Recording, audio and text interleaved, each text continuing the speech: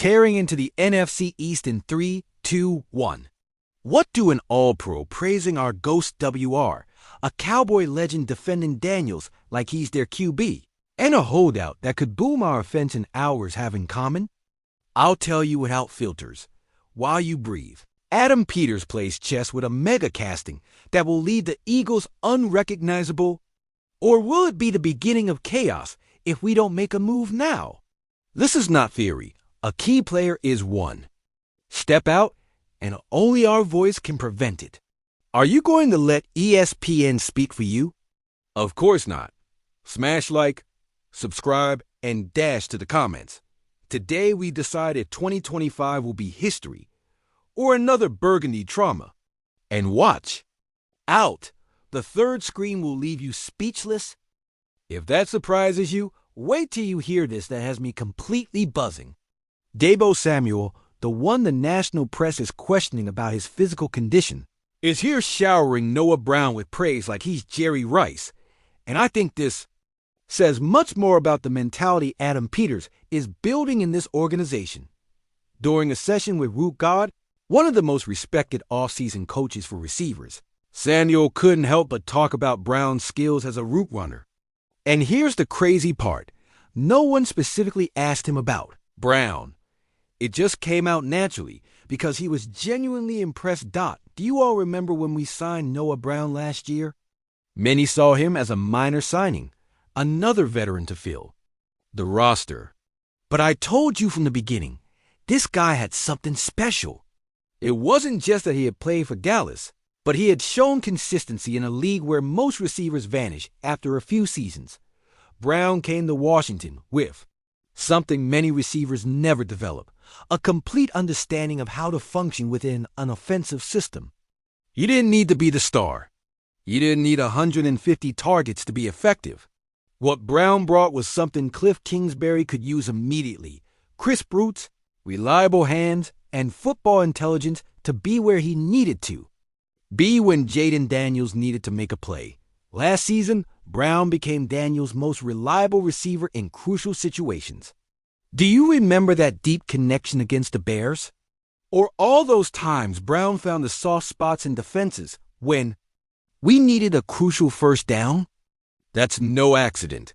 That's craft. And here's what really excites me about Samuel's comments.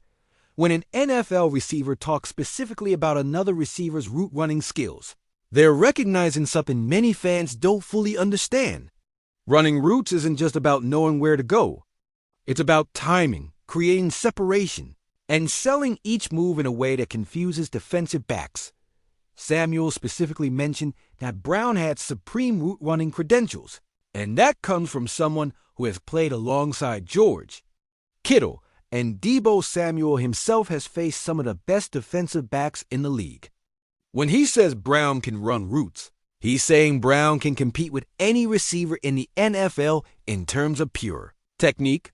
But here's what really has me thinking. Why did Samuel feel the need to mention this? I think it's because he sees the potential this receiver's room has when everyone is healthy and in sync. Samuel knows he will draw the defense's attention. McLaurin will command respect on the other side, and Brown will be the one to capitalize when defenses focus on more obvious threats. And you know what's the craziest part of all this? Brown is coming off kidney surgery. There's still uncertainty about his availability for training camp, and yet his teammates are talking about him as if he's the most technical receiver on the roster. That's no coincidence. That's respect earned through work. Kidney surgery is serious. It's not a typical football injury. But Brown has been steadily working to return. And the fact that he's participating in training sessions with Root God shows he's taking his rehab seriously. And if Samuel is impressed by what he sees, then we fans should be optimistic about what Brown can contribute this season. Now, I ask you this. Why is a receiver of Deebo Samuel's caliber talking like this about Noah Brown? I think it's because he sees what we fans who really understand the game have been seeing. Brown isn't just another receiver. He's an elite route runner who knows how to separate when it's most needed. And you know what's most important about all this? The fact that Samuel is making these comments publicly shows there's a culture of mutual respect developing in this receivers room. No ego, no toxic competition, just recognition that each receiver has specific skills that can contribute to the team's success. Do you think Samuel is saying this just to be polite? I tell you this, when an NFL receiver speaks like this about another receiver, especially one who just joined the team, it's because they recognize real talent. If we have Deebo Samuel, Terry McLaurin, and Noah Brown all healthy and in sync, this offense is going to be absolutely unstoppable. But that's nothing compared to what's coming, because what I'm about to tell you has me completely shocked. Dez Bryant, the same Dez Bryant who hated us when he played for Dallas, has just come out to defend Jayden Daniels in a way I never expected to see. After Cam Newton and Whale were talking about the possibility of Daniels hitting a sophomore slump, Bryant went on social media with an endorsement so powerful it made me reflect on the respect our quarterback has gained throughout the league. Bryant said literally that Jayden Daniels is here to stay, that nothing about the way he plays indicates he's a one-hit wonder. But here comes the truly shocking part. He said that of all the dual-threat quarterbacks that have played the game, Jayden Daniels reads defenses better than any other. And I think that comes from someone who saw how great quarterbacks function firsthand. Let's put this in perspective for a second. Dez Bryant played with Tony Romo, known for his ability to read defenses and make pre-snap audibles. Bryant also faced quarterbacks like Aaron Rodgers, Tom Brady, Drew Brees, and many other league greats during his career. When someone with that experience says that Jayden Daniels reads defenses better than any other dual-threat quarterback, that's a massive statement. Do you remember all the times we saw Daniels last year making pre-snap adjustments?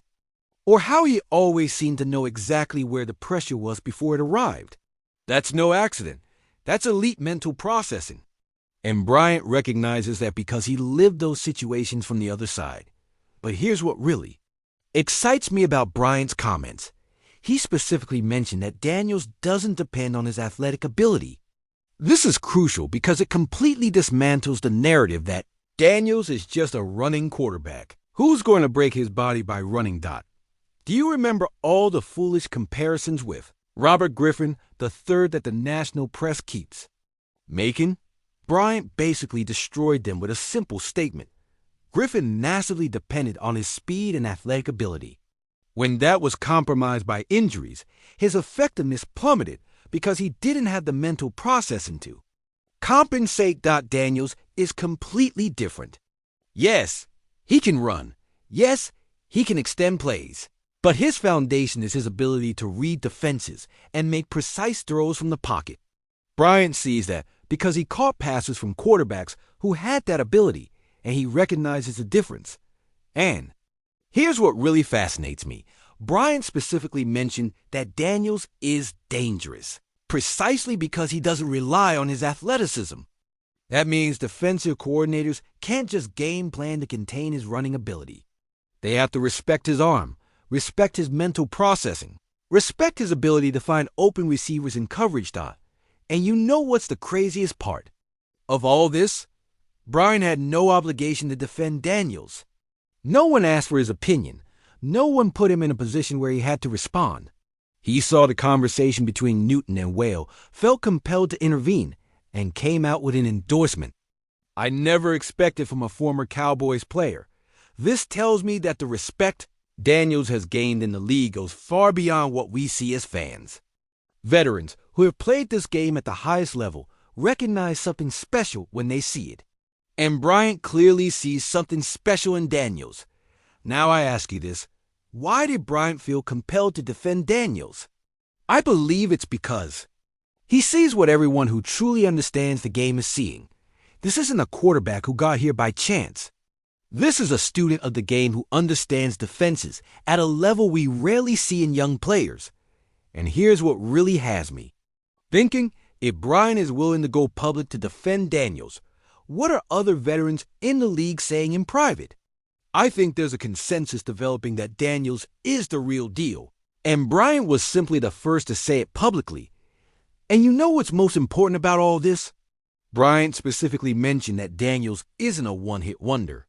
That means even the most respected veterans of rival teams are recognizing that what we saw last year was only the beginning. And if a receiver the caliber of Dez Bryant is saying that, then we fans have to be more excited than ever. But here's what really makes me optimistic. Bryant not only defended Daniels, but made an implicit prediction about his future. When you say that someone isn't a one-hit wonder, you're saying you expect them to continue improving. You expect them to have a long and successful career. And that comes from someone who played this game at the highest level for over a decade. Bryant knows how to recognize sustainable talent versus flash-in-the-pan talent. And he clearly sees Daniels in the first category. And when you thought we were done, here comes the really explosive news that has the potential to completely change our season. Terry McLaurin, our undisputed WR1, is seriously considering a holdout because he's not satisfied with his contract. Extension Negotiations. Jeremy Fowler from ESPN reported that McLaurin is still not happy with where things stand regarding his extension. And with training camp starting on July 22nd, we're talking just 2 weeks to resolve a situation that could blow up in our faces. Let's be brutally honest. Here, McLaurin has had 5 consecutive seasons with over 1,000 receiving yards. In a league where receivers disappear after 1 or 2 good seasons, McLaurin has been the definition of consistency. Last year, he had 82 receptions, 1,096 yards, and a career-high 13 touchdowns. His annual average of 23.2 million places him out of the top 15 highest-paid receivers in the NFL. Do you think that's fair? But here's what really worries me. McLaurin didn't attend the mandatory minicamp last month. When a veteran player, especially one with McLaurin's character, decides not to attend the mandatory minicamp, that means the situation is more serious than many fans want to admit. Do you remember McLaurin's trajectory in this organization? He arrived in 2019 when we were in one of the most chaotic periods in franchise history. We had terrible quarterbacks, constant coaching staff changes, a toxic organizational culture, and McLaurin kept producing at an elite level. During his first 4 seasons, McLaurin played with Case Keenum, Dwayne Haskins, Kyle Allen, Taylor Heinicke, Carson Wentz, and Sam Howell. Can you imagine how frustrating it must have been for a receiver of his caliber to deal with that instability at the quarterback position? And despite all that, McLaurin never publicly complained, never requested a trade, never caused drama. He just kept working, kept improving, and kept representing this organization with class. And now that we finally have stability, now that we finally have a quarterback who can maximize his talent, it turns out we can't or won't pay him what he deserves. I tell you this, if Adam Peters doesn't resolve this situation immediately, we're talking about a potential disaster. And here's what really worries me. We just brought in Deebo Samuel, who's also in his final contract year. What message are we sending if we don't take care of the receiver, who's been the face of our offense during the franchise's toughest years? Do you remember when McLaurin was literally the only reason to watch our offensive games? When we had terrible quarterbacks, when the organization was a mess, Terry McLaurin kept producing at an elite level. He was the bright spot in completely lost seasons. Now let's talk numbers, because numbers don't lie. McLaurin has accumulated 5,284 receiving yards in his first 5 seasons. That places him among the most productive receivers of his generation. And he did it while playing in an offense that during most of that time was one of the worst in the league. You know how many receivers have had 5 consecutive 1,000-yard seasons to start their careers? Not many. And McLaurin did it while navigating the most absurd instability at the quarterback position. If he had had a competent quarterback during his first 4 seasons, we'd likely be talking about much more impressive numbers. But here's what really concerns me. If McLaurin holds out, how does that affect the chemistry with Jaden Daniels? We know Daniels and McLaurin developed a special connection last year. McLaurin became Daniels' security blanket, the receiver he could always find when he needed to make a crucial play. That mutual trust was fundamental to our success.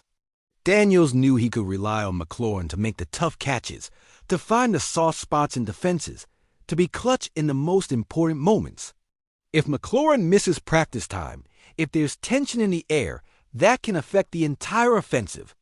Dynamic. And here's what really frustrates me. We're in a position where we could have one of the best offenses in the league. We have Jaden Daniels, who's already shown he can play at an elite level. We have McLaurin, who is a proven WR1. We have Samuel, who when healthy is one of the most versatile receivers in the league. We have Noah Brown, who can be the perfect complementary piece. But are they going to let contractual issues ruin this opportunity? I believe that would be one of the stupidest decisions in this organization's history. And considering the history of stupid decisions we've had, that's saying a lot. Now, I ask you this. Is it worth risking the chemistry of a team that reached the NFC Championship for a few $1 million? I think Peters has to do what it takes to keep McLaurin happy. Because if we lose Terry, no matter how good Samuel and Brown are, we'll be losing the heart of our receiver cores. McLaurin isn't just a receiver. He's a leader.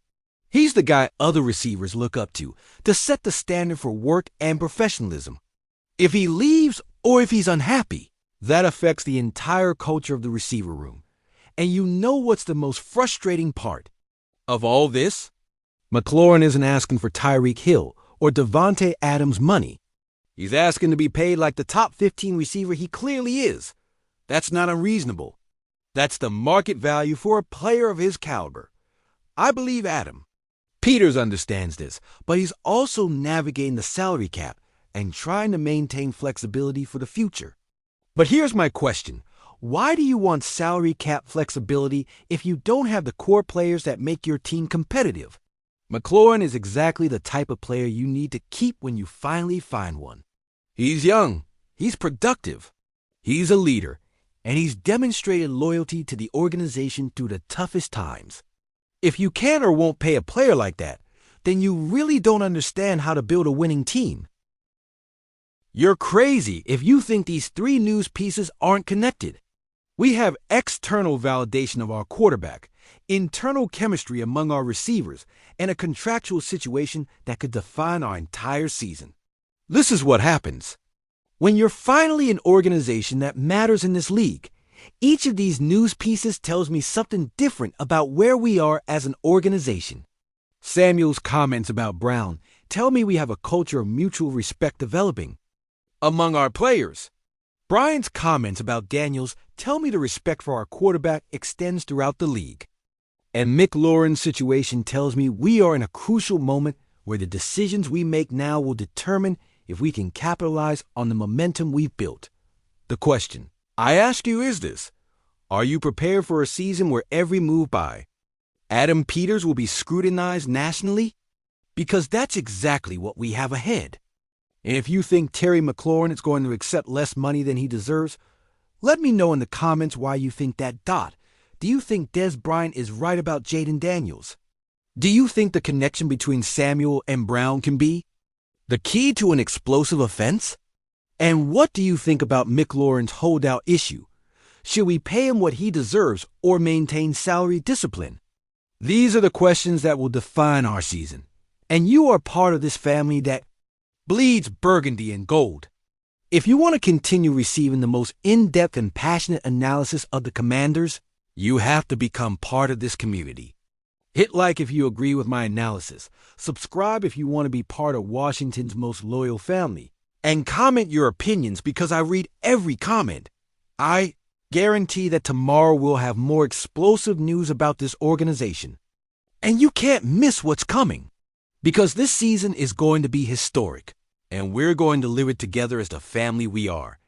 And remember, hail to the Redskins!